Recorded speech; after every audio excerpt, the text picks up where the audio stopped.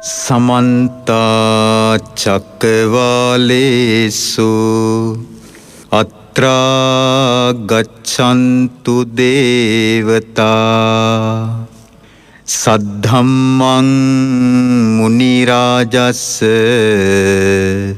सुनन्तु सग्गमुखदं धम्मस्सवन कालो अयं भदन्ता धम्मस्सवन कालो अयं भदन्ता धम्मस्सवन कालो अयं भदन्ता नमो तस्स भगवतो अरहतो सम्मा सम्बुद्धस्स नमो तस्स भगवतो अरहतो सम्मा सम्बुद्धस्स नमो तस्स भगवतो अरहतो सम्मा सम्बुद्धस्स अतको भगवा भिक्खु आमन्तेसि पश्यतनो तुम्हें भिक्खवे सारिपुत्तं संबहुलेहि भिक्खुहि सद्धिं चङ्कमन्ति एवं भन्ते सब्बे को एते भिक्खवे भिक्खु महापඤ්ඤෝති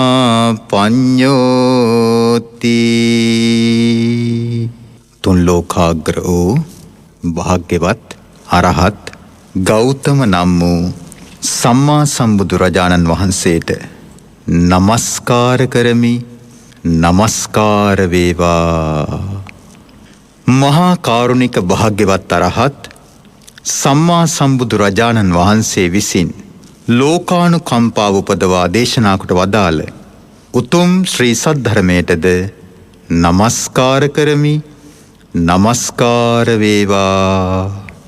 උතුම් බුදුරජාණන් වහන්සේගේ ආර්ය මහා සංඝරත්නයටද නමස්කාර කරමි. නමස්කාර වේවා. ගරුතර මහා සංඝරත්නයන් අවසරයි. ශ්‍රද්ධාවන්ත කාරුණික පින්නතුනි, තවත් විවේකී ඉරිදා උදෑසන කාලයක්.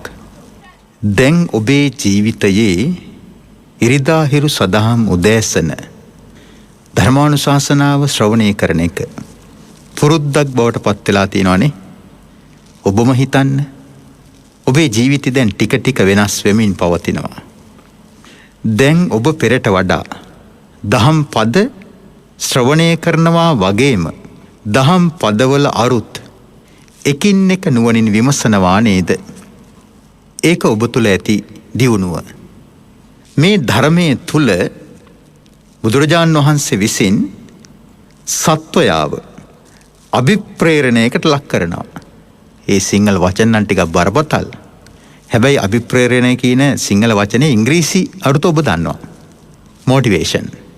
බුදුරජාණන් වහන්සේගේ ධර්මයේ තුල සත්වයාව මොටිවේට් කරනවා. ඒ කියන්නේ ධර්මය sannivedanaya කිරීම තුළින් සත්වයාට නව පණක් ලැබෙනවා. සත්වයාට නව ජවයක් ලැබෙනවා. නව අදහස් තම සිත තුළ උත්පාදනය වෙනවා. ඒක තමයි ඔබ ඇති කරගත යුතුමදී ආකල්පමය වෙනස. ධර්මයේ තුලින් ඔබ ආකල්පමය වෙනසක් ඇති කෙනෙක් බවට පත් වුණොත් ඔබට දැක්මක් උපදවා ගන්නට ඒක හේතු වෙනවා. අද දවසේදී මම ඔබව දැනුවත් කරන්නේ භාග්‍යවතුන් වහන්සේගේ පරම ගම්භීර ශ්‍රී සද්ධර්මයේ අඩංගු සූත්‍ර පිටකයේ සංයුක්ත නිකාය නම් වූ ධර්ම කොට්ටාසයේ ධාතු සංයුක්තයේ සත්ත්‍ය ධාතු වග්ගයේ චංකම සූත්‍රය. මොකද මම මෙච්චර විග්‍රහ කොට ඔබට මූලාශ්‍ර කියන්නේ. ඔබට එතකොට මේ පවසන දේශනාව ගැන සැකයක් ඇති කරගන්න දෙයක් නැහැ. නිදානයක් තියෙනවා.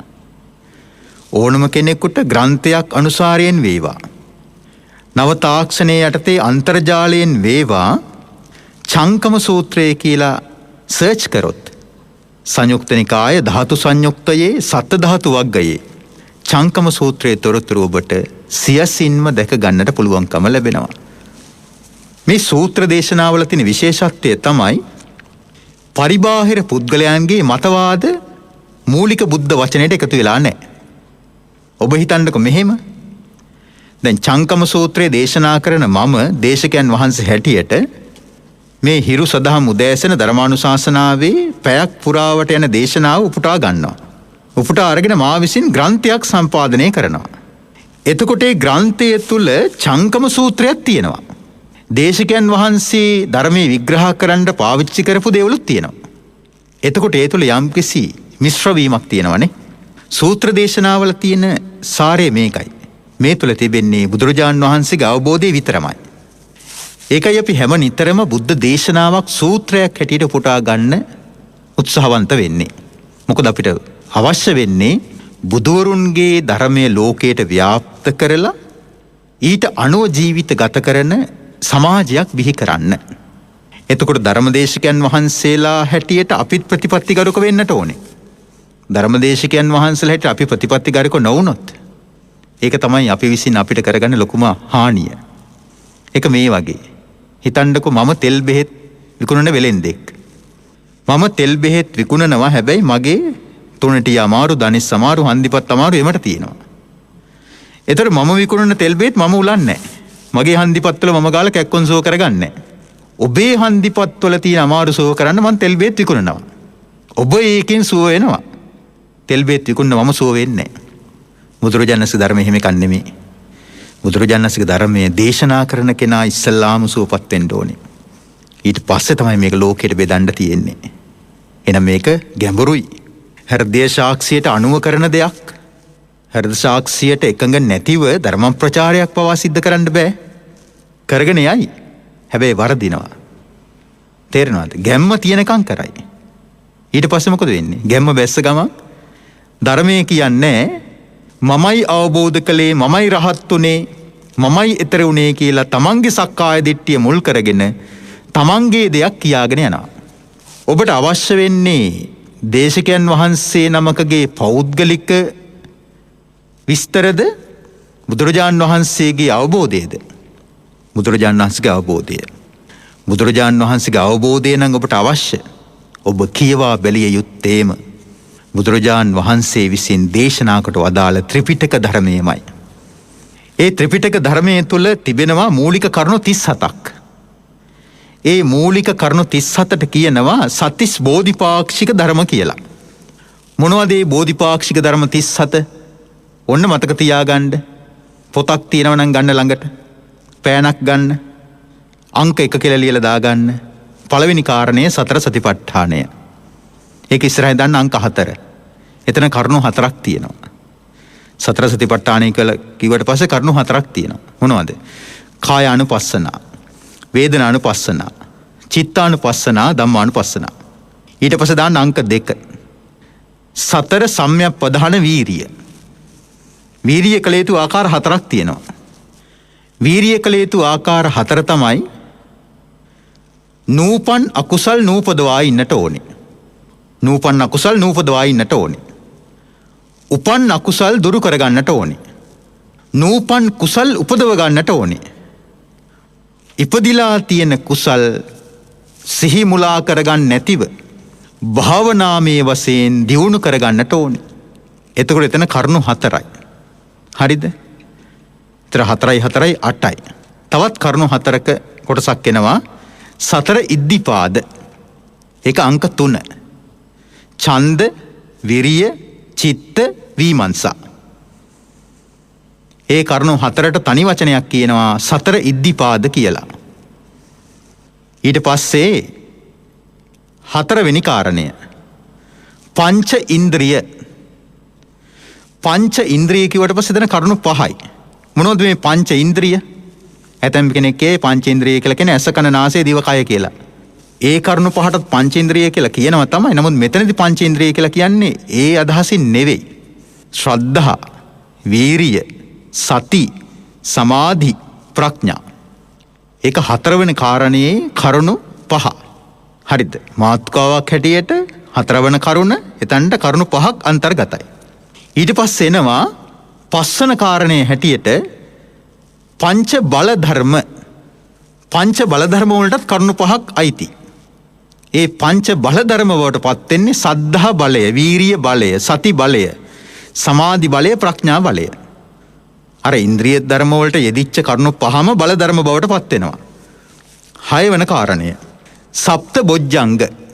සප්ත බොජ්ජංග වලට කරුණු 7ක් අන්තර්ගතයි. මොනවද?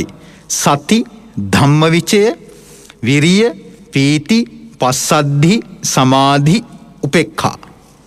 සප්ත බොජ්ජංග අවබෝධයට උපකාරී වෙන අංග 7. 7 වෙනි කාරණය ආර්ය අෂ්ටාංගික මාර්ගය. අපි කවුරුත් දන්නවා. ආර්ය අෂ්ටාංගික මාර්ගයට කරුණු කීයක් අන්තර්ගතයිද? කරුණු 8ක් අන්තර්ගතයි. අපේ තරුණ දරුවන්ගේ දැනුවත් වීම පිණිස මම මේ කරුණු 8 පවසන්නම්. කවුරුත් දන්නවා මේක. සම්මා දිට්ඨි, සම්මා සංකප්ප, සම්මා වාචා, සම්මා කම්මන්ත, සම්මා ආජීව, සම්මා වායාම, සම්මා සති, සම්මා සමාධි. දැන් ඔබ දකුණු පසින් අංක දාගෙන ආවනේ උඩින් ඉඳලා පහළට. දැන් බලන්න කරුණු ඔක්කොම එකතුව කීයද කියලා. 4 3යි. 5 2යි. 7 1යි 8 1යි. 4 3ක් 12යි. එතකොට 5 2ක් 10යි. 22යි. 22යි 7යි 29යි. 29යි 8යි 37යි. මේ කරුණු 34 කියනවා සත්‍තිස් බෝධිපාක්ෂික ධර්ම කියලා කියනවා. ඔබට මෙන්න මේ සත්‍තිස් බෝධිපාක්ෂික ධර්ම නම් වූ නිවන් අවබෝධයට උපකාරී වෙන අංග 37 දැනගන්නට, ඉගෙන ගන්නට, කියවන්නට ලැබෙන්නේ බුදුරජාණන් වහන්සේ වදාළ මූලික බුද්ධ වචනය තුලින්. ඒ මූලික බුද්ධ වචනය තමයි සූත්‍ර පිටකය, විනය පිටකය සහ අභිධර්මයේ පිටකය තුල සඳහන් වෙන්නේ. විනය පිටකය තුල ධර්ම කොටස තියෙනවා. විනය විතරක් නෙමෙයි, ධර්ම කොටසක් තිබෙනවා. පින්නතුනි, අද ඔබට මේ ශ්‍රවණය කරන්නට ලැබෙන චංකම සූත්‍රය අපිට ගැඹුරු පාඩමක් කියලා දෙනවා. බුදුරජාණන් වහන්සේ ශ්‍රාවකයන් නමතනවා.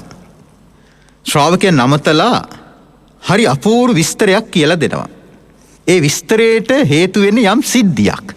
මොකද්ද සිද්ධිය? එහෙනම් අහගන්නකො මොකද්ද සිද්ධිය කියලා. ඒ දිනවල භාග්‍යවතුන් වහන්සේ වැඩ සිටියේ රජගහ නුවර ගිජ්ජකුළු කඳු මුදුනේ. ඒ කියන්නේ ගිජ්ජකූට පර්වත මුදුනේ. අදටත් ඒ සුගන්ධ කුටියේ නටබුන් අෂ්ටාවශේෂ පවතිනවා.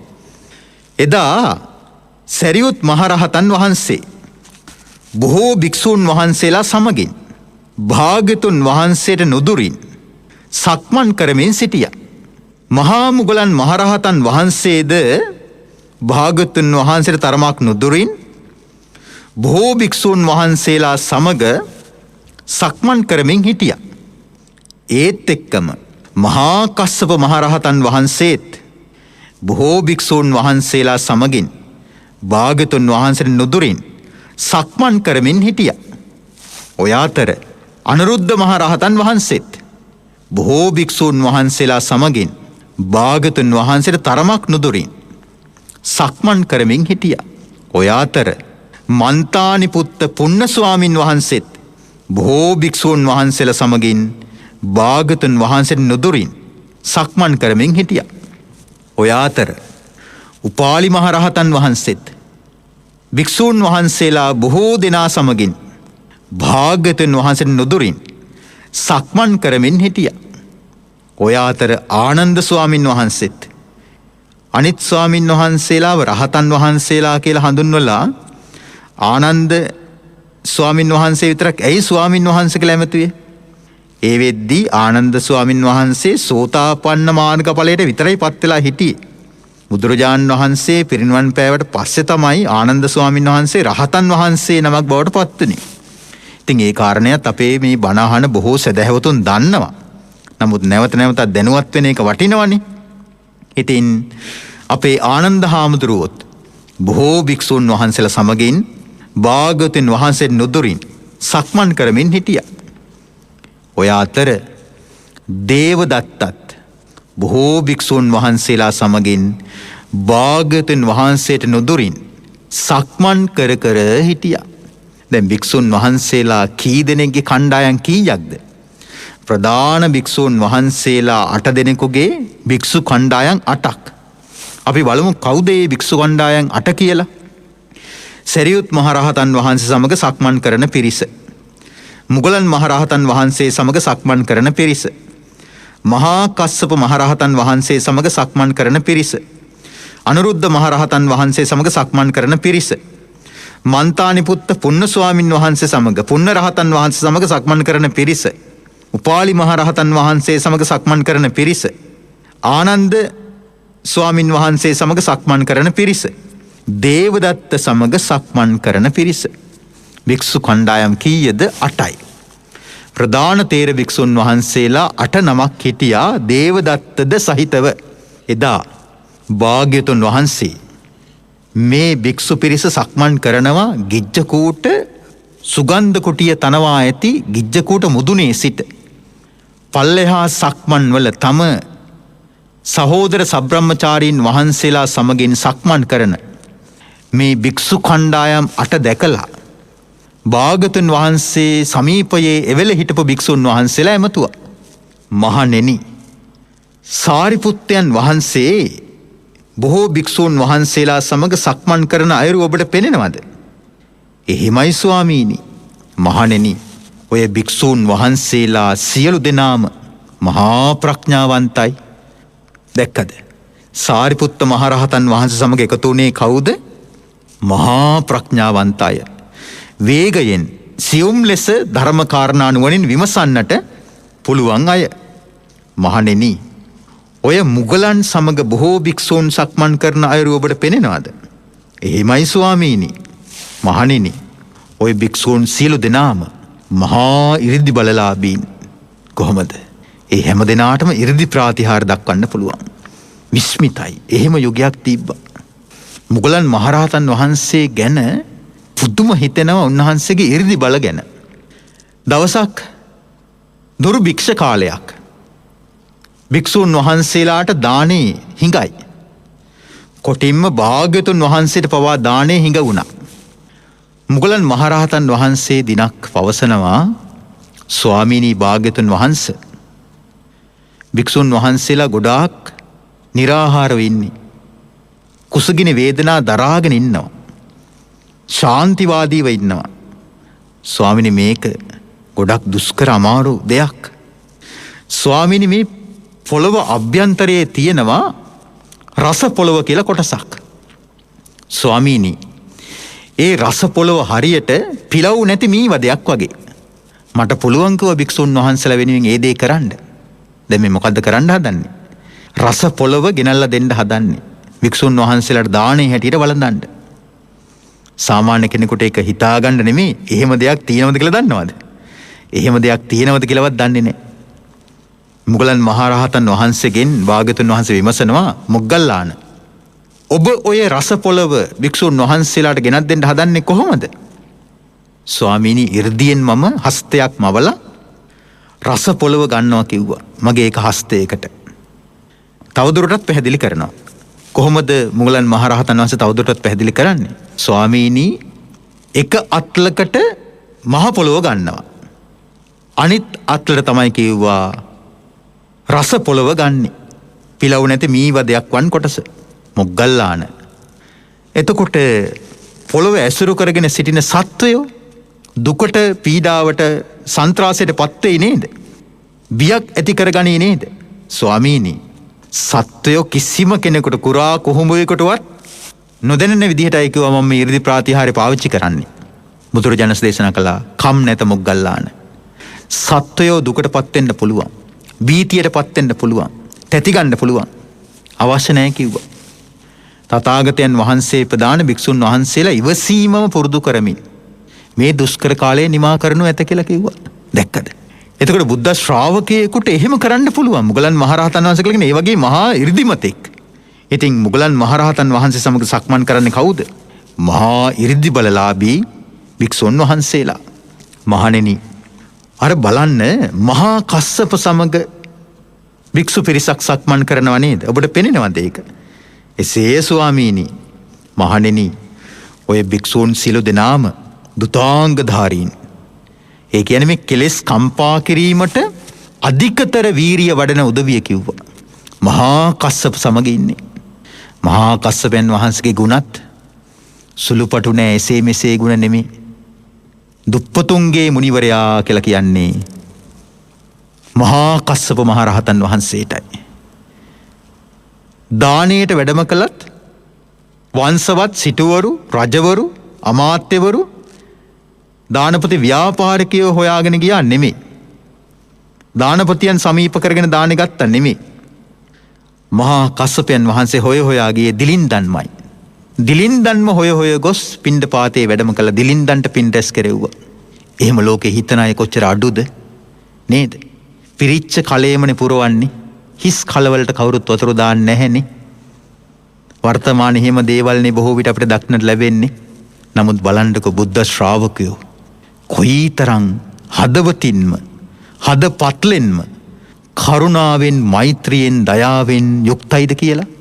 ඒ කියන්නේ උන්වහන්සේලාගේ අනුකම්පාව කරුණාව දයාව තිබ්බේ වචනවල නෙමෙයි, හදපත්ලේ. උන්වහන්සේලා අඩුවෙන් තමයි වචන කතා කරේ. අඩුවෙන් වචන කතා කරලා වැඩිපුර ධර්මයේ හැසිරුණා. අපි මේ හැම වදනක් ගානෙම අපේ ජීවිතයට අදාළ අර්ථය ලබා ගන්නට තරම් බුද්ධිය මෙහෙවන්නට ඕනි. ප්‍රඥාව පාවිච්චි කරන්නට ඕනි. භාගතුන් වහන්සේ දේශනා කරනවා මහණෙනි අර බලන්න අනුරුද්ධ සමග සක්මන් කරන භික්ෂු පිරිස ඔබට පෙනෙනව නේද? එහෙමයි ස්වාමීනි. මහණෙනි ඔය අනුරුද්ධ සමග සක්මන් කරන භික්ෂුන් වහන්සේලා සිළු දෙනාම දිවස්ලාභීන් කියනවා. දිවස්ලාභීන් කියලා කියන්නේ උන්වහන්සේලාට අපි මේ පියවි ඇසෙන් ලෝකයේ දකිනවා වගේ ඇස් දෙක පියාගත්තට පස්සේ ඵල සමවතර සමවදුනට පස්සේ දිව්‍ය ලෝකේ දෙවිවරු පේනවා. බ්‍රහ්ම ලෝකේ බ්‍රහ්මයන් පේනවා. මනුස්ස ලෝක දුර ඈත ඉන්න සත්වයන් පේනවා. ඒක දිවස් නුවණ. ඒක භාවනා ඥානයක්. ඒ භාවනා ඥානෙන් අගතන්පත් උනේ අනුරුද්ධ මහරහතන් වහන්සේ. අනුරුද්ධ මහරහතන් වහන්සේ කියලා කියන්නේ මහාන වෙන්න කලින් හරියට සංගීතය අහා විනෝද වෙච්ච කෙනෙක්. බලන්නකො මේ විරාගී ධර්මයේ මුණ ගැහුනට පස්සේ සරාගී චරිත, නිවන මුක්ති විඳින හැටි, නිවන සාක්ෂාත් කරපු හැටි, චතුරාර්ය සත්‍ය අවබෝධයෙන් ජීවිත ඵලය උපද්දපු හැටි නේද? ඔබ තුලත් මේ හැකියාව නැහැ කියලා ඔබ හිතනවද? ධර්මාවබෝධ කිරීමේ හැකියාව ඔබ තුලත් තිබෙනවා. හැබැයි තාම ඔබ ඉන්නේ හිරු එළිය නොයටුණු මල් පොහොට්ටුවක් වගේ. අපි හිතමුකෝ ඔබ නිල් මහනෙල් පොහොට්ටුවක්. නිල් මහනෙල් මල් පිපෙන්න හිරු එළිය වැටෙන්න ඕනේ නේද? නිල් මහනෙල් මල් පිපෙන්න හිරු එළියක් වැටෙන්න ඕනේ. එතකොට තමයි උදෑසන කාලයේදී නිල් මහනෙල් පොහොට්ටුව විකසිත වෙලා පෙති දිග හැරිලා සුවඳ විහිදවමින් මනෝරම්‍යව අවට පරිසරයේම සුගන්ධවත් කරමින් සියලු සත්වයන්ට සුගන්ධය බෙදා දෙන්නේ. ඔබත් ඒ වගේ ඔබේ ජීවිතයට හිරු එළිය වැටෙන්න ඕනේ. මොන හිරු එළියද? බුදුරජාණන් වහන්සේගේ ශ්‍රී සද්ධර්මයේ නැමැති හිරු එළිය. එතකොට තමයි ප්‍රඥාව විකසිත වෙලා ඔබ ජීවිතාවබෝධය කරනවා වගේම ඔබේ ජීවිතාවබෝධයෙන් ලෝකයාද සුවපත් වෙන්නේ. එහෙම කෙනෙක් වෙන්න කැමති නැද්ද? හැමදාම මෝඩකම් කර ඉන්නද හදන්නේ? මම මේ දේශනාව අවසානයේ මනෝවිද්‍යානුකූල පාඩම් ටිකක් අදත් ඔබට කියලා දෙන්න බලාපොරොත්තු වෙන් ආවේ. අවසානයේ වෙනකන් ඉන්න. බලන්න අනුරුද්ධ මහරහතන් වහන්සේ සංගීතයෙන් සෙල්ලම් කර හිටිය කෙනා පැවිදි වුණා. පැවිදි වෙන්න හිතක්වත් තිබ්බේ නැහැ. ඇතැම් විට ඔබටත් එහෙම වෙන්න පුළුවන්. මේ වෙනකන් ඔබ පිස්සු නටනට ඉන්න පුළුවන්. රස්තියාදු වෙවි ඉන්න පුළුවන්. ෆෝන් එක ඔබ ඉන්න පුළුවන්. දවස් 30ෙම ඇඳ උඩට වෙලා ඉන්න පුළුවන්. ඔළුව නරක් කරගෙන ඉන්න පුළුවන්. හැබැයි ඔබටත් හිරු එළිය වැටෙන දවසක් එනවා. එදාට ඔබට ඔබව නවත්තන්නත් බෑ. ඔබ තවත් කෙනෙකුට නවත්තන්නත් බෑ. ජීවිතාවබෝධය කියන්නේ එහෙම එකක්. ඒක නිසා ඔබේ ජීවිතේ පරිස්සම් කරගන්න, ආරක්ෂා කරගන්න. විවිධ දේවල් වලට ඇබ්බැහි වෙලා නාස්ති වෙන්න එපා. තාම ඔබ මියදිලා නැහැ. තාම ඔබට පණ තියෙනවා. ඔබේ ජීවිතේ ගොඩක් වටිනවා. ඔබේ ජීවිතේ ඔබට වටින්නේ නැහැ වගේ කියලා හිතුණාට ඇතැම් විට ඔබ මාර්ගඵල ලබන්න පවා පින් තියෙන කෙනෙක් වෙන්න පුළුවන්. අතීතේ පවා මාර්ගඵල ලැබපු බොහෝ දෙනෙක් හිතලවත් නැහැ Tamanට මාර්ගඵල ලබන්නට අවස්ථාවක් ලැබේවද්ද කියලා. නමුත් බොහෝ දෙනෙක්ට මාර්ගඵල ලැබුණේ Taman මාර්ගඵල ලබන පසුබිමක ඉඳලා නෙමෙයි. ඇතැම් විට මාර්ගඵල තියා ධර්මයේ අහලක නැති අය මාර්ගඵල කරා ආවනේ. ඔබට එහෙම වෙන්න බැරිද? ඔබටත් එහෙම වෙන්න පුළුවන්. හැබැයි අර මම මුලින්ම කිව්වා වගේ බුදුරජාණන් වහන්සේගේ ශ්‍රී සද්ධර්මයේ නැමැති හිරු එළිය ඔබේ ප්‍රඥාවට පතිත වෙන්නට ඕනේ. ඒ පිණිස උපකාරයක් හැටියටයි මූලික බුද්ධ වචනෙන් ඔබ දැනුවත් කරන්නේ. භාගතුන් වහන්සේ වදාරනවා මහණෙනි අර බලන්න මන්තානි පුත්ත පුන්න වික්ෂුව සමග සක්මන් කරන පිරිස ඔබට පෙනෙනව නේද? එහෙමයි ස්වාමීනි. මහණෙනි ওই භික්ෂූන් වහන්සේලා හැමදෙනාම ධර්ම කතිකයි. ධර්ම කතිකයි කියලා කියන්නේ දැන් අපිට ධර්ම කතික කියලා කිව්වට පස්සේ හොඳට රස කරලා කියන්න පුළුවන් කියලා වගේනේ හිතෙන්නේ. නෑ. මෙතන ධර්ම කතිකයි කියලා කියන වචනයෙන් අදහස් වෙන්නේ බණ කියන්න පුළුවන් කියන එකම නෙමෙයි. පාඩම් කරගෙන උනත් බණ කියන්න පුළුවන්. නිවේදක මහත්තයෙක්ට උනත් පාඩම් කරගත්තොත් මේක හොඳට කියන්න පුළුවන්. හොඳ නිවේදක මහත්තුරු ඉන්නවා. නේද? හොඳට නිවේදනය කරන නෝනලා ඉන්නවා. ඒ අයට උනත් කොලයක් බලාගෙන මේක හැඩට රසට කියන්න පුළුවන්. ඒතර ධර්ම කතිකයිද? ධර්ම කතිකයි කියන එක නෙමෙයි. පටිච්ච සමුප්පාදය තමා තුළින් ප්‍රත්‍යක්ෂව අවබෝධ කරගෙන ඒක අන් අයටත් විග්‍රහ කරන්නට දක්ෂයි නම් අන්න එහෙම කෙනාට කියනවා ධර්ම කතික කියලා කියනවා. ඒක පැහැදිලි කරගන්න ඕනේ. හරිද? නමට ඉස්සරහින් විචිත්‍ර ධර්ම කතික කියලා දාන්න පුළුවන්. නමුත් පටිච්චසමුපාදය අවබෝධ වෙලා නැත්තම් ඒක නිකම්ම වචනයක් විතරයි. ඒක තේරුම් ගන්න. භාගතුන් වහන්සේ පවසනවා මහණෙනි ආම් බලන්න උපාලි භික්ෂුව සමග සක්මන් කරන පිරිස ඔබට පෙනෙනවද? එහෙමයි ස්වාමීනි. මහණෙනි ඔය උපාලි භික්ෂුව සමග සක්මන් කරන හැමදෙනාම විනය දරයි කියනවා. දැක්කද? විනය දරාගෙන ඉන්නවා. හික්මෙන ප්‍රතිපදාවේ වැඩපිළිවෙල මාතෘකා හැටියට කරුණෙන් කරුණ දරාගෙන ඉන්නවා. ඒ වගේ මේ විනය තුල හික්මිලා ඉන්නවා. මාතෘකාවත් දැනුමක් හැටියට දන්නවා. ඒ මාතෘකාවෙන් ලත් දැනුමට අනුව ජීවත් වෙනවා. ඒ කියන්නේ යථාවාදී තථාකාරී. තථාකාරී යථාවාදී. ඒ කියන්නේ කියන දේ කරනවා, කරන දේ කියනවා. අද ලෝකේ අඩු එකක්. කියන්න පුළුවන්. කිරිල්ල තමයි අමාරු. ඒක අපි අවබෝධ කරගන්න ඕනේ. ඒක නිසා මේ කරන්න බැරි දේවල් කියනකට වඩා කරන්න පුළුවන් දෙයක්ම කියන එක තමයි හොඳ. හැම ශේස්ත්‍රයකටම මම මේක කිව්වේ. දේශපාලන ශේස්ත්‍රය වෙන්නත් පුළුවන්. කරන්න පුළුවන් දේවල් විතරක් කියන්න. ඒතර ඔබ සෞතු වෙන්නේ නැහැ. බුදුරජාණන් වහන්සේ දේශනා කරන මහණෙනි ආම් බලන්න ආනන්ද සමග සක්මන් කරන පිරිස. මහණෙනි ඔබට පෙනෙනව නේද ආනන්ද සමග සක්මන් කරන සංඝ පිරිස? එහෙමයි ස්වාමීනි. මහණෙනි ඔය ආනන්ද සමග සක්මන් කරන සංඝ පිරිස හැමදෙනාම බහුශ්‍රුතයි. ධර්මයේ බොහෝ කොට දරාගෙන ඉන්නවා. ඒක කොච්චර වටිනවද බලන්නකෝ. ධර්මයේ බොහෝ කොට දරාගෙන ඉන්න එක කොයිතරම් ප්‍රයෝජනවත්ද? ඊට පස්සේ භාගතුන් වහන්සේ පෙන්නනවා තවත් සංඝ පිරිසක් සක්මන් කරනවා. සංඝ පිරිස ඉදිරියෙන් තවත් නායක තෙරුන් වහන්සේ නමක් සක්මන් කරනවා. කවුරු වෙන්න ඇති කියලාද හිතන්නේ? බලමු කවුද කියලා. මහණෙනි ආම් බලන්න දේවදත්ත. අර දේවදත්ත සමග සංඝ පිරිසක් සක්මන් කරන ඔබට පෙනෙනව නේද? එහෙමයි ස්වාමීනි. මහණෙනි ඔය දේවදත්ත සමග ඉන්න ඔක්කොම පාපී අදහස් ඇති අය. පාපී ආසාවන්ට යට වෙච්ච අය. හරි පුදුමයි. නේ? දේවදත්ත හාමුදුරුවන්ටත් කැමති පිරිසක් ඉන්නවා. අනේ ඒ පිරිසට යන්න පුළුවන්කම තිබ්බනේ සරියුත් මහ රහතන් වහන්සේ ළඟට. නේද? මුගලන් මහ රහතන් වහන්සේ ළඟට ගිහලා 이르දි බල ඉගෙන ගන්න තිබ්බනේ. දිවෙස්ලාවී අනුරුද්ධ මහ රහතන් වහන්සේ ළඟට ගිහිල්ලා ඒ ගුණය ඇති කරගන්න තිබ්බනේ. වනගත වෙලා දුතාංගධාරී වික්ෂුන් වෙන්න තිබ්බනේ. නේද? ධර්ම කතික වෙන්න තිබ්බනේ මන්තානි පුත්ත පුන්න ස්වාමීන් වහන්සේ ළඟට ගිහිල්ලා. විනයදර වික්ෂුන් වහන්සේලා ළඟට ගිහිල්ලා උපාලි මහ රහතන් වහන්සේගේ උපදෙස් අරගෙන විනයදර වෙන්න තිබ්බනේ. නේද? මහා ප්‍රඥාවන්ත සාරිපුත්තයන් වහන්සේ ළඟට ගිහිල්ලා මහා ප්‍රඥාව ඇති කරගන්න තිබ්බනේ. එහෙම වුණාද? එහෙම උනේ නැහැ. ඇයි එහෙම නොවෙන්නේ? ආන් ඒක තමයි අද ධර්ම කතාවේ සාරය. එහෙනම් මෙන්න මේ ටිකත් අහන්න. මහණෙනි මේ සත්වයන් සංසන්දනය වෙලා යන්නේ. එකතු වෙලා යන්නේ. ධාතු ස්වභාවයකින්. මොකක්ද මේ වචනය? ධාතු ස්වභාවය.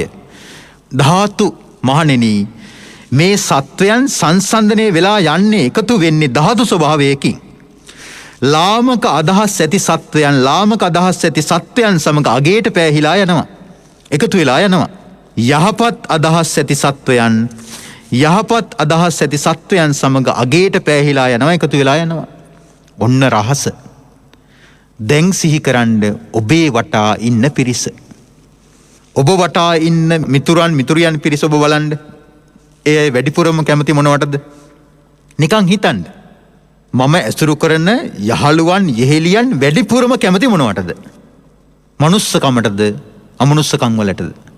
වැඩිපුරම තියෙන්නේ කපටිකන්ද අවංකකන්ද? වැඩිපුරම තියෙන්නේ හික්මිච්ච ගතිද අසංවර ගතිද?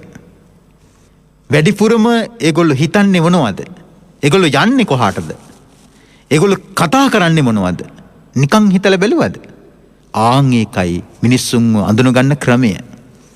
තේරෙනවද? බුදුරජාණන් වහන්සේ දේශනා කරනවා මේ සත්වයන් අගේට පෑහිලා යන්නේ සැසඳිලා යන්නේ ධාතු ස්වභාවයකින්.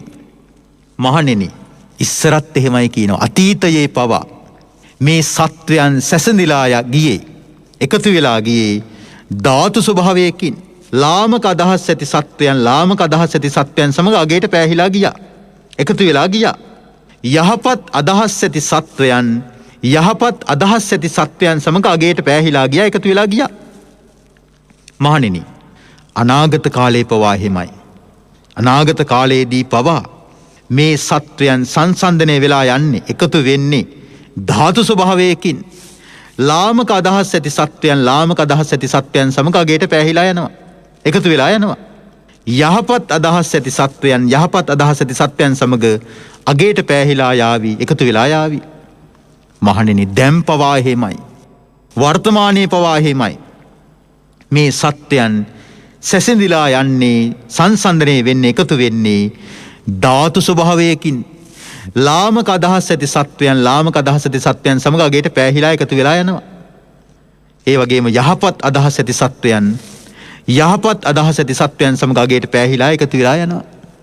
ඒක මෙහෙම තේරුම් ගමුකෝ අපිට තේරෙන භාෂාවකින්. කවුරුත් කැමති ක්‍රීඩාව ක්‍රිකට් ක්‍රීඩාවනේ. ක්‍රිකට් ගහන අය එකතු වෙන්නේ ක්‍රිකට් ගහන අයත් එක්කනේ.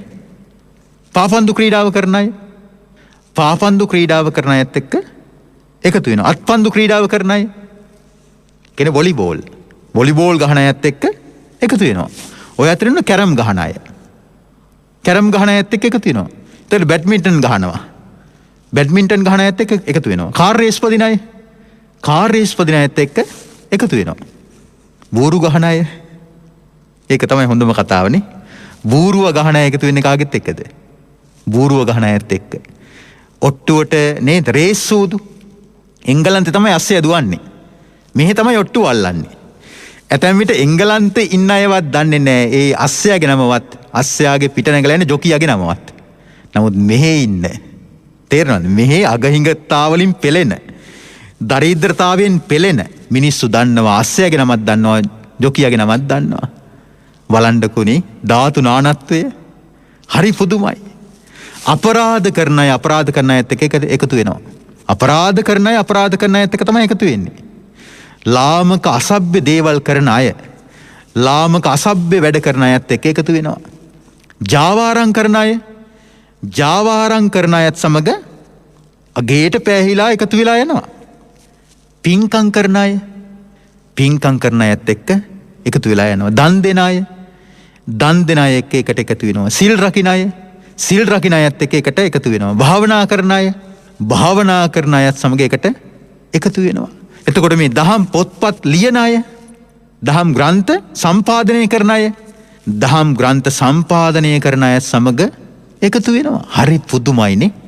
හරිම පුදුමයි. මේක ලෝක ස්වභාවයක්. මෙන්න මේ ලෝක ස්වභාවයේ තේරුම් ගන්න ඕනේ. මේ ලෝක ස්වභාවයේ තේරුම් ගත්තොත් ඔබ තුල යම් කිසි දුර්ගුණයක් මේ වෙන විට තියෙනවා නම් ඔබ ආකල්ප මේ වශයෙන් වෙනසක් ඇති කරගත්තට පස්සේ ඔබට ඒ දුර්ගුණයෙන් අත් මිදෙන්නට පුළුවන්කම ලැබෙනවා විතරක් නෙමෙයි. ඔබ දැන් ඇති කරගෙන ඉන්න දුර්ගුණ සමගින් ඔබත් සමග මිත්‍රත්වයේ පවත්වන යම් පිරිසක් ඉන්නවනේ. ඔබ ඒ පිරිසෙන් ඈත් වෙලා තවත් යහපත් පිරිසක් සමග සම්බන්ධ වෙනවා. ඒක තමයි ධර්මතාවය. තේරෙනවද? හිතන්නකෝ ඔබ පාරේ යන ගමන් ටොපිකොල අහුල යනවා. ඔබට ඇහැට පේන්නේ මොනවද? ටොපිකොල. ඔබ පාරේ යන ගමන් ටොනික් මූඩි අහුල යනවා. ඔබට පේන්නේම ටොනික් මූඩි. ඔබ පාරේ ඇවිද යන ගමන් තිරිවානා ගල් කැට අහුල යනවා. ඔබට පේන්නේම තිරිවානා ගල් කැට. ආන්නේ වගේ. තේරෙනවද? ඔබේ හිතේ තියෙන යම් අදහසක්ද? ඔබ ලෝකයේ ගොඩනගන්නේ තැන් සිට. තේරෙනවද? ඒ ලෝකයේ ගොඩනැගීම ලාමක දෙයක් තුලින් වෙන්න පුළුවන්. උතුම් දෙයක් තුලින් වෙන්න පුළුවන්. ඒකට බලපාන්නේ ඔබේ දැක්ම සහ ඔබේ ආකල්ප. ඔබේ දැක්ම සහ ඔබේ ආකල්ප ඇති කර ගැනීමේදී මනෝවිද්‍යාවට අනුව හරිද? අපි මේ ජීවත් වන පරිසරයේ අන් අය අතර සිටිද්දී විශ්වාසය දිනා ගන්නවා කියන එක වටිනවනේ. ඒතර අපිත් සමග ඉන්න අනිත් අයගේ විශ්වාසය දිනා ගැනීමට ඔබ කුමක්ද කළ යුත්තේ? මාව විශ්වාස කරන්න අනේ. මාව සැක කරන්න එපා කිව්වොත් මිනිස්සු විශ්වාස කරයිද? කට වචනයෙන් පුළුවන් ද මිනිස්සු විශ්වාස කරන්න? බැහැ. එහෙනම් අන් අයගේ විශ්වාසය දිනා ගැනීමට උපකාරී වෙන කරුණු 18ක් සයිකොලොජි වලට අනුව මම අද ඔබට කියලා දෙනවා. අංක 1. අහංකාර වෙන්න එපා. ඒක කිසිම තේරුමක් නැති මනෝභාවයක්. අහංකාර වෙන්න එපා. ඒ කියන්නේ හිතට ගන්න එපා කියන එකයි. අහංකාර වීමෙන් මොකවත් ඔබට ලැබෙන්නේ නැහැ. තේරෙනවද? අහංකාර නොවි සුහද කෙනෙක් බවට පත් වෙන්න. ඒක තමයි යෝජනාව. අහංකාර නොවි සුහදත්වය ප්‍රකට කරන්න. ඒ සුහදත්වයේ තුල ඔබට ගොඩාක් යහපත් අය මුණ ගැහෙයි. කාරණාංක 2. කිසිම අවස්ථාවක බොරු කියන්න එපා. ඔබත් එක්ක ඉන්න අයට කිසිම අවස්ථාවක බොරු කියන්න එපා. බොරුව කියන එක පැවැත්මක් නම් ඒ බොරුවට පැවැත්ම තිබෙන්නේ සත්‍ය හෙළිදරව් වෙනකන් විතරමයි. ඊට පස්සේ බොරුව කියන වෙස්මුණ ගැලවිලා යනවා. සත්‍ය කියන එක ප්‍රකට වෙනවා. මේ ලෝකේ සත්‍ය කියලා කියන්නේ දහමක්. සත්‍යයක්. හරිද? සත්‍ය කියන්නේ සත්‍යයක්. ඒතර සත්‍ය නම් වූ සත්‍ය ප්‍රකට වෙන්නට අමුතුවෙන් දෙයක් නැහැ. සත්‍ය මේ ලෝකේ තියෙනවා. හැබැයි ඒක වැහිලා තියෙන්නේ. තේරෙනවද? ඒක නිසා ඔබ වටා ඉන්න අයට කිසිම අවස්ථාවක බොරු කරන්න එපා. බොරු කියන්න එපා. කාරණාංක 3. ඒ වගේම ඔබත් එක්ක ඉන්න අයට වංචා කරන්න එපා. බොරුව වෙනයි වංචාව වෙනයි. හරිද? බොරුවෙන් උපදිනා කාරණයක් වෙන්න පුළුවන් වංචාව. නමුත් බොරු කරන්න එපා වගේම බොරු කියන්න එපා වගේම වංචනික දේවල් කරන්න එපා. ඒ කියන්නේ රවට්ටන්න එපා කියන එකයි කියන්නේ. ආදරයේදී රවට්ටන්න එපා. ගනුදෙනු වලදී රවට්ටන්න එපා. තේනද? ජීවිතේ වැදගත් කාරණාවලදී රවට්ටන්න එපා. තව විදිහකින් කිව්වොත් අන් අයගේ හැඟීම් එක්ක සෙල්ලම් කරන්න එපා.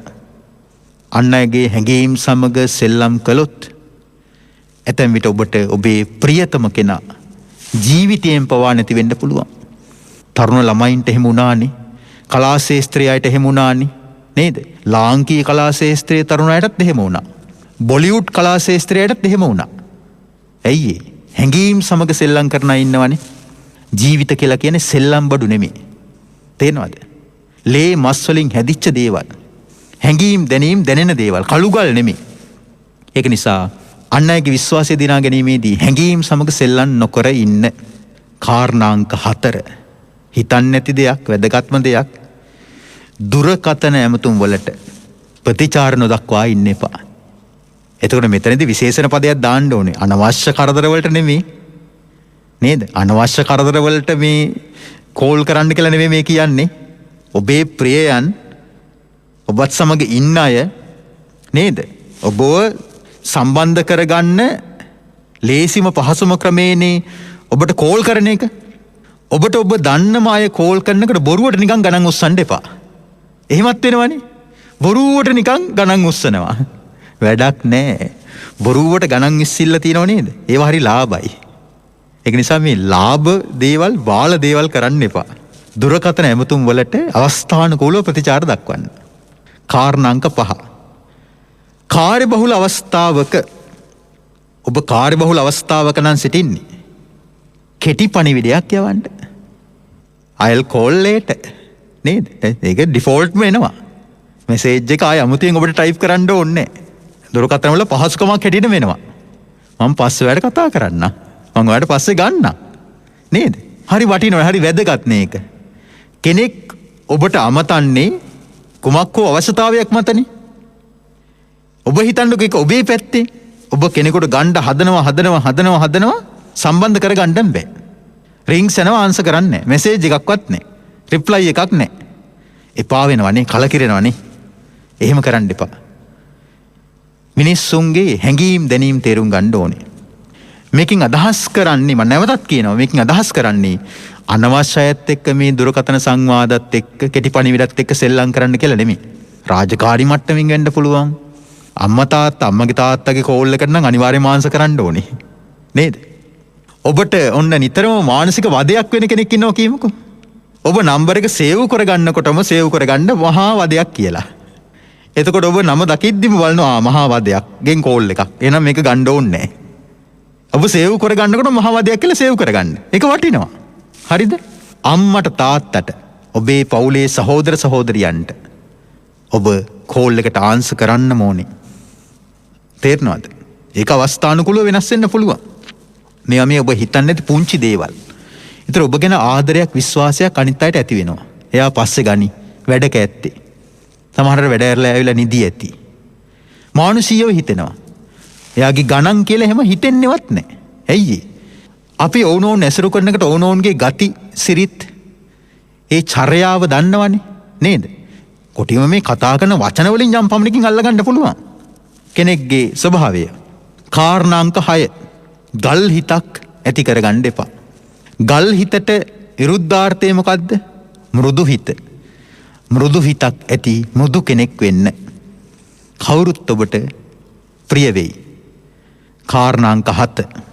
ව්‍යාජ ලෙස අන් අයව දිනා ගන්නට යාමෙන් වළකින්න. විශේෂයෙන් තරුණ ප්‍රජාවට කියනවා කොල්ලන්ටයි කෙල්ලන්ටයි මේ කියන්නේ ව්‍යාජ ලෙස ආදරවන්තයාව ආදරවන්තියව දිනා ගන්න හදන්න එපා.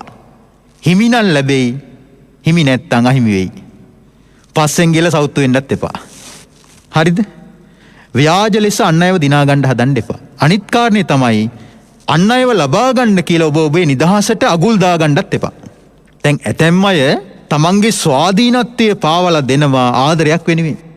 ඒ ආදරෙන් සැනසීමක් ලැබෙන්නෙත් නැහැ. අසහනයක් පීඩාවක් හිසරදයක් විතරමයි. අනේ එහෙම වෙන්න එපා. ඊට වඩා හොඳයි තනිකඩ වෙන්න එක.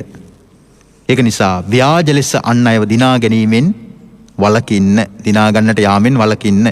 කාරණාංක 8. මෛත්‍රිය ඇති කරගන්න. මෙත්සිත ඇති කරගන්න. ඒකටම සම්බන්ධයි තවත් කාරණයක්. ගැටුම් මග හරින්න. ගැටෙන්නට අවස්ථාවක් එදෙනවා. දැන් කෝල් එක ගන්නෙම ගැටෙන්න. දැන් මං කලින් කිව්වා ආන්සර් නොකර ඉන්න එපා. ආන්සර් කරන්න කියලා. ඔන්න කෙනෙක් ෆෝන් එකෙන්ම රණ්ඩුවට එනවා. කෝල් එකෙන්ම රණ්ඩුවට එනවා. මොකද කරන්න ඕනේ? ෆ්ලයිට් මෝඩ් දාන්න. යමුතේ උගන්නන්න ඕනේ. නමුත් ඉතින් ඇතැම් විට සිහි කල්පනා උපදින්නේ නැහැ. ඒකවත් කරන්න. ඒකයි මේ කියන්නේ. තේරෙනවද? ගැටුම් මග හරින්න. පුළුවන් තරම් ගැටුම් මග හරින තරමට ඔබ ඔබටත් යහපත උදා කරගන්නවා. ඔබ අන් අයටත් යහපත උදා කරන කෙනෙක් බවට පත් වෙනවා. ගැටුම් මග හැරීමේදී ඔබ මග හරින්නේ ඇමතුමකින් වෙන්න පුළුවන්, කෙටි පණිවිඩයකින් වෙන්න පුළුවන්. එහෙම නැත්නම් ඔබ අන් අයව මග හරින්නේ පැයකට වෙන්න පුළුවන්, වරුවකට වෙන්න පුළුවන්, දවසකට, මාසයකට වෙන්න පුළුවන්, අවුරුද්දකට වෙන්න පුළුවන්. කොහොම හරි කමන්නේ නොගැටී ඉන්න එක තමයි වටින්නේ. පුළුවන් තරම් නොගැටී ඉන්න. හරිද? කාරණා අංක 9. වටපිටාව අවුල් සහගත නම් බිසී වෙන්න. වටපිටාව ඔබට පේනවා අවුලක් හටගන්න යන්නේ. රණ්ඩුවක් පේන මානේ තියෙනවා. ඒ කියන්නේ මහා වැහි කළුවක් තියෙනවා. අකුණු ගගහ ගොරෝ වැස්සක් එන පෙරෙමිති තියෙනවා. දැන් සමහරුන්ට එහෙම දැනෙනවනේ. දැන් ලොකු රණ්ඩුවක් හටගන්නයි කියලා දැන් Tamanට දැනෙනවා. මොකද්ද කරන්න ඕනේ? වැඩ දාගන්න. එදාට රෑ වැඩ. එදාට කමන්නේ අපි හිතමු කොළඹ ඉඳලා ගම්පහට එන එක්කෙනෙක් කියලා. එදාට පයින් එන්න. කොළඹ ඉඳලා ගම්පහටම. ඒතර ඔය පයින් එන ටිකට ගැටුම ඉවරයි. මම මේ මනෝවිද්‍යාවල උපදෙස් ටිකක් දෙන්නේ. එහෙම පයින් එන්න එපා. පයින් එන්න බෑ එහෙම. වටපිටාව අවුල් සහගත නම් කාර්ය බහුල වෙනවා කියන එක ඔබට කරන්න වෙනවා. තේරෙනවද? මේවා උපක්‍රමශීලී වශයෙන් භාවිතා කරන්න ඕනේ. දැන් ඔබ දැන් වටපිටාව ඔල්සහගත නම් ඔබ අරක්කු බෝතලයක් අරගෙන කියලා බිව්වොත් මොකද වෙන්නේ? එතකොට මේ දුම් වැටි පැකට්ටුවක් අරගෙන ඒකේ තියෙන ඔක්කොම දුම් වැටි එක හුස්මට බිව්වොත් මොකද වෙන්නේ? නරකද? ඔබේ මානසික පීඩනය දුර වෙයිද? නෑ, අවුල තවත් අවුල් වෙනවා. අවුල තවත් අවුලක් බවට අවුලෙන් අවුලටපත් වෙනවා. එහෙම කරන්න එපා. කාරණාංක 10 මුවින් වචන පිට කිරීමේදී 100%ක් නෙමේ 100,000ක් ඒ ගැන සැලකිලිමත් වෙන්න. ආයිමත් කියන්නම්, මුවින් වචන පිට කිරීමේදී 100%ක් නොව 100,000ක් සැලකිලිමත් වෙන්න කියලා මම ඔබව දැනුවත් කරනවා. ඒක මේ වගේ. වචනයක් මුවින් පිට වුණා කියලා කියන්නේ පොකුණකට ගලක් වීසි කරා වගේ. ඇතැම් පොකුණු තියෙනවා ගැඹුර නැහැ. ඇතැම් පොකුණු තියෙනවා ගොඩක් ගැඹුරුයි. අපි මුවින් වචනයක් පිට කරොත් ඇතැම් කෙනෙක්ට ඒක එච්චර දැනෙන්නේ නැහැ. ආයාගේ හැටි තමයි. එයා එච්චර හිතුවේ නැහැ, තරහ ගිල්ලනේ හිටියේ ඒ වෙලාවේ. ඊළඟ ඒක ලේසියෙන් අතහරින අය ඉන්නවා. නමුත් ඇතැම් අයට පොඩි වචනයක් එළියට පැන්නොත් ඇති. ඒක මාස ගණන්, අවුරුදු ගණන්, මුළු ජීවිත කාලෙම ඇතැම් විට සාංසාරික වෛරක්කාරයෙක් තනන්නටත් ඔබේ මුවින් පිටවන වචනේ හේතු වෙන්න පුළුවන්. ඒකට කොයි වගේද? ගැඹුරු පොකුණකට ගල වීසි කරා වගේ. ගැඹුරු පොකුණකට ගල වීසි කරොත් ඒ ගැඹුරු පොකුණට කිමිදෙනවා කියන එක ලේසි නෑ. ඒක ගැඹුරු පොකුණෙම තැම්පත් වෙලා තියෙන්න පුළුවන්. ගැඹුරු නැති පොකුණකට ගලක් වීසි කරොත් ඒක අත දාලා අයින් කරන්නත් පුළුවන්. ඇයි ඒ? ගැඹුරු නැති නිසා. අන්න ඒ වගේ තමයි ඔබේ මුවින් වචන පිටවීමේදී හරියට පරිස්සම් වෙන්න. මොකද ඇතැම් අය අපිත් සමග පෞද්ගලිකව කියපු දෙයක් තමයි, හාඳුරුවනේ මේ මිනිහා මට ගැහුවා නම් මට දුක නැහැ. බලන්න, ඒ කටින් කිව්ව වචන විතරක් ওই මිනිහට මම මරණකම් සමාව දෙන්නේ නැහැ. දැක්කද? වචනේ ඒ තරම් දරුණුයි. වචනේ ඒ තරම් බරපතල. වචනේ ඒ තරම් හදපත්ලේ තැම්පත් වෙන එකක්. ඇතැම් කෙනෙක් ලොකු වචනත් අතහැරලා දානවා. ගොඩක් අයට පුංචි වචනෙත් මතක හිටිනවා. ඊට පස්සේ කරපු හොඳ ඔක්කොම අමතකයි. නුගුණෙම තමයි ප්‍රකට වෙන්නේ. ඒක මිනිස්සුන්ගේ ස්වභාවයක්. දැන් දේවදත්ත සමගත් සක්මන් කරන්න පිරිසක් හිටියනේ. ඉතින් බුදුහාඳුරුවොත් එක්ක සක්මන් කරන්න තිබ්බනේ. සරියුත් මහරහතන් වහන්සේත් එක්ක සක්මන් කරන්න තිබ්බනේ. මුගලන් මහරහතන් වහන්සේත් එක්ක සක්මන් කරන්න තිබ්බනේ. ආනන්ද මහරහතන් වහන්සේත් එක්ක සක්මන් කරන්න තිබ්බනේ. අනුරුද්ධ මහරහතන් වහන්සේත් එක්ක සක්මන් කරන්න තිබ්බනේ. ආකස්ස මහරහතන් වහන්සේත් එක්ක සක්මන් කරන්න තිබ්බනේ. මන්තානිපුත්ත පුන්න ස්වාමීන් වහන්සේත් එක්ක සක්මන් කරන්න තිබ්බනේ. උපාලි මහරහතන් වහන්සේත් එක්ක සක්මන් කරන්න තිබ්බනේ. එයි දේවදත්තගේ පස්සෙම ගියේ. එතන තමයි ඉල්ලුමට සැපයම තියෙන්නේ. තේරෙනවද? ඒ කියන්නේ අපි යමකට නැඹුරු වෙන්නේ අපි හොයන දේ එතන තියෙනවා නම් විතරයි. මේක හොඳට මතක තියාගන්න. අපි යමක් පස්සේ යන්නේ, අපි යමකට නැඹුරු වෙන්නේ අපි හොයන දේ එතන තියෙනවා නම් විතරයි. ඒක හොඳ පැත්තට වෙන්න පුළුවන්, නරක පැත්තට වෙන්න පුළුවන්. දැන් මත්කුඩු වලට ඇබ්බැහි වෙච්ච කෙනා හොයාගෙන යන්නේ මත්කුඩු තියෙන්නේ කොහෙද කියලානේ. දැන් බලන්න අපේ දැන් ওই ගම්වල තියෙන ප්‍රසිද්ධ කියමනක්, මෙයා කොහේ ගියත් බඩු හොයා ගන්නවා. ඒ කියන්නේ මගුලකට, මල ගෙදරකට දුරව යනවා. දැන් මුළු ගමම යනවා බස් කතා කරගෙන. එතකොට අර මත් වතුර හොයාගන්න කෙනා ඇතැම් විට මේ ආගන්තුකෝ යන්නේ මුල්වරට. ආගන්තුකෝ යන්නේ පළමු වරට තමයි යන්නේ ගමට. නමුත් එයා දන්නව අරක්කු විකුණන්නේ කොහෙද කියලා. ඊට පස්සේ කියනවා එයා දන්නව බඩු තියෙන තැන. එහෙම වෙන්නේ නැද්ද? එහෙම වෙනවා. ඇයි හොඳ කරන කෙනාට හොඳට ඉවක් තියෙනවා වගේම නරක හොයන කෙනාට නරකටත් ඉවක් තියෙනවා කියලා මතක තියාගන්න. මේ ලෝකේ හොඳයි නරකයි කියලා දෙකක් තියෙන එකයි. නේද? දැන් කාසි එකත් හෙඩ් ටේල් කියලා දෙකක් තියෙනවනේ. මිනිස්සු තුලත් හොඳ ගතිගුණ වගේම නරක ගතිගුණක් තියෙනවා. අපිට අවශ්‍ය වෙන්නේ නරක අගුණ බැහැර කරලා හොඳ ගුණ මතු කරගන්න එකයි. ඒක අපි හිතන තරම් ලේසි නෑ, පහසු නෑ. නමුත් නොහැකි නෑ. කරගන්නට පුළුවන්. ඊට පස්සේ මම ඔබට දෙනවා ඊළඟ අවවාදය. කාරණාංක 11. හැකි සෑම විටම ඉවසීමෙන් කටයුතු කරන්න. අපිට ගොඩක් වර්ධන තැනක් මොකද්ද? ඉවසන් නැති තැන. ඔබේ ජීවිතය ඔබට වැරදුනා නම්, ඔබේ ජීවිතය ඔබට වැරදිලා තියෙන්නේ මොන වගේ අවස්ථාවකද කියලා බලන්නකෝ. ඉවසපු නැති තැනක. දුරදිග බලපු නැති තැනක තමයි වැරදිලා තියෙන්නේ. ත්‍රිරෝද රථයක දරුවෙක් හරි අපූර්ව වැකියක් සටහන් කරලා තිබ්බා. හදිස්සි වී විවාහ වෙන කෙනා නිවී සැනසිල්ලේ පසුතැවෙනු ඇත. හරි ගැඹුරක් තියෙනවනේ මේ වචනේ. ත්‍රිරෝද රතේක තමයි මේ වචනේ තිබ්බේ. මහාචාර්යවරයෙකුගේ ප්‍රකාශයක් නෙමෙයි. නමුත් මහාචාර්යවරයෙකුගේ වගේ ප්‍රකාශයක් නේ. හදීසි වෙලා කලබල වෙලා අම්මට තාත්තට ඥාතීන්ට සහෝදරයන්ට පිටුපාල විවාහ වෙනවා. තනිව හුදකලාවේ විනිවී සැනසිල්ලේ පසුතැවෙනවා. කාටවත් කියන්නත් බෑ. ඇයි ඒ? Taman කරගත්ත මෝඩකමනේ. ඒක නිසා මේවා හිතට ගන්න. කාරණාංක 12. ඔබට ඔබ සමග ඉන්න අයව හැමදාම මිත්‍රත්වයෙන් ඇසුරු කරන්නට අවශ්‍ය නම් නිතර නිතර ඇසුරු කිරීමෙන් වළකින්න. නිතර නිතර ඇසුරු කිරීමත් යහළ මිත්‍රකම් එපා වෙනට හේතුවක් වෙනවා. ඇයි ඒ? මිනිස්සු ඉක්මනටම තෘප්තිමත් වෙනවා. මිනිස්සුන්ට ඉක්මනටම ඇති වෙනවා. මිනිස්සුන්ට ඉක්මනටම එපා වෙනවා. බුදුරජාණන් වහන්සේ දේශනා කරන මහා බෝධි ජාතකයේදී මිතුරන් අහිමි වීමට හේතු වෙන කාරණා 3ක් තියෙනවා කියනවා. එකක් තමයි කියනවා නිතර නිතර ඇසුරු කිරීම. අනිත් කාරණේ තමයි කියනවා නිතර නිතර ඇසුරු නොකිරීම. හරිද? තුන්වෙනි කාරණේ තමයි කියනවා නිතර නිතර අවශ්‍යතා ඉල්ලීම. එතකොට මිතුරන් ඔබෙන් දුරස් වෙනවා කියලා මහා බෝධි ජාතකයේදී බුදුරජාණන් වහන්සේ විසින් අපිට කියලා දෙනවා. බලන්නකොනේ කොච්චර මනෝවිද්‍යානුකූලයිද බලන්නකො. කාරණාංක 13 ඒ වගේම බොහෝ දුරස් වීමෙන්ද වළකින්න. මම මේ කාරණේ අර මහා බෝධි ජාතකයට අනුව කිව්වා. තේනවද? බොහෝ දුරස් වෙන්නත් එපා. එතකොටත් අපිට පුද්ගලයන්ව අහිමි වෙනවා. කාරණාංක 14 මිනිසුන් ඇසුරු කිරීමේදී අන් අයගේ වචන මත අනුන් ගැන පූර්ව නිගමන වලට නොයැලෙන්න වැදගත්ම කාරණයක්. ඇතැම් විට අපිට තව කෙනෙක් ගැන තොරතුරු කියන තවත් කෙනෙක්. ඒකට හේතුව ඒ තොරතුරු කියන කෙනා ඒ පුද්ගලයාත් එක්ක තරහයි. එයාට ඕනේ අපිවත් ඒ තරහේ කොටස්කාරී බවට පත් කරගන්න. අනේ එහෙම වෙන්න එපා. අපේ සමාජය හරියට එහෙම ඉන්නවා. මේ උපුස්සල එහෙම හරියට ප්‍රශ්න තියෙනවා. ගම්වල හරියට එහෙම ප්‍රශ්න තියෙනවා. ඥාතීන් අතර එහෙම හරියට ප්‍රශ්න තියෙනවා. යහළු මිත්‍රයන් අතර හරියට එහෙම ප්‍රශ්න තියෙනවා. හරිද? මිනිසුන් ඇසුරු කිරීමේදී අන් අයගේ වචන මත පූර්ව නිගමන වලට එළමිලා මිනිස්සු ගැන වැරදියට හිතන්න එපා, වැරදි ප්‍රකාශ කරන්න එපා. ඔබට ගොඩාක් පසුතැවෙන්නට සිද්ධ වෙයි. හොඳ මිනිස්සු ඔබෙන් දුරස් වෙලා යයි. කාරණාංක 15 මද සිනහවකින් ඉන්න. ඕනෑවට වඩා සිනහන වෙන්න. හරිද? මද සිනහ මුසු මොහොනින් ඉන්න.